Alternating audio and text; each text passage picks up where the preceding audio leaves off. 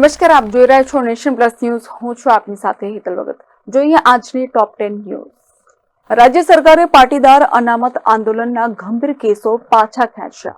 મુખ્યમંત્રી ભૂપેન્દ્ર પટેલે કર્યો છે નિર્ણય. અલ્પેશ કથિરિયા, હાર્દિક પટેલ, દિનેશ બાંભણિયા, ચિરાગ પટેલ, ચિરાગ દેસાઈ પર થયેલા કેસો પાછા ખેંચ્યા છે.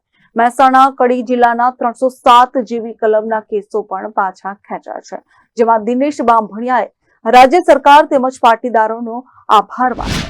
એક વર્ષ ઉપરાંતનો સમય વીતી ગયો છે. હરણી બોટ દુર્ઘટનાના પીડિત પરિવારોને હવે વળતરનું જાહેર કરવામાં આવ્યું છે. વધારે વળતર મળે તેવી રીતની માંગણી દલીલો કરવામાં આવશે, જે ધારાશાસ્ત્રી છે તેમના દ્વારા કરવામાં આવશે. ત્યારે કોટિયા પ્રોજેક્ટ છે તેમને આનામાં પાર્ટી તરીકે કરવામાં આવી છે. ત્યારે ધારાશાસ્ત્રી દ્વારા નામદાર કોર્ટ ઉપરને પણ દલીલો કરવામાં આવશે કે સ્કૂલ તેમજ અન્ય લોકોને એટલે વડોદરા મહાનગરપાલિકાના અધિકારીઓને આનામાં પાર્ટી તરીકે લેવામાં આવે. સુપ્રસિદ્ધ યાત્રાધામ પાવાગઢ ખાતે તારીખ 17 ફેબ્રુઆરીથી 1 માર્ચ સુધી રોપવે સુવિધા બંધ રાખવામાં આવશે. તો સાથે જ 2 માર્ચથી રાબેતા મુજબ રોપવેની પ્રક્રિયા ફરીથી શરૂ કરવામાં આવશે. વિન્ડીગેટ વિસ્તારમાં ખાનગી કંપનીની બેદરકારી સામે આવી છે. કંપની દ્વારા અંડરગ્રાઉન્ડ કેબલ નાખવાની પ્રક્રિયા હાથ ધરવામાં આવી હતી, જેમાં પાણીની નળિકા સર્જતા ત્યાં હજારો ગેલન પાણીનો વેડફાટ નજરે જોવા મળ્યો છે. તેની જાણ સામાજિક કાર્યકરને થતાની સાથે જ તેમને ઉગ્ર રજૂઆત કરી છે. કોન્ટ્રાક્ટર ઉપર એક્શન લેવામાં આવે અથવા તેને બ્લેકલિસ્ટ કરવામાં આવે તેવી માંગ ઉઠી છે. માત્ર 30 રૂપિયામાં જ તમે અંતરિક્ષના રહસ્યોને જાણી અને જોઈ શકો છો.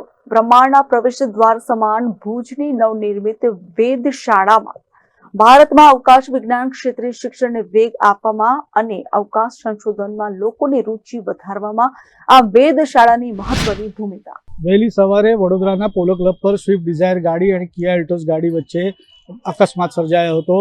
પોલીસને જાણ થતાની સાથે જ ઘટના સ્થળ પર નવાપુરા પોલીસ દોડી આવી હતી.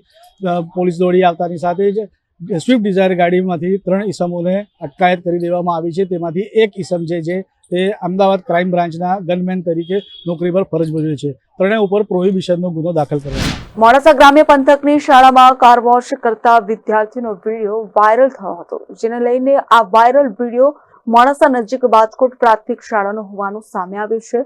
અરવલ્લી બાળ સુરક્ષા વિભાગના અધિકારીની ટીમે શાળાએ તપાસ અર્થે પહોંચી છે.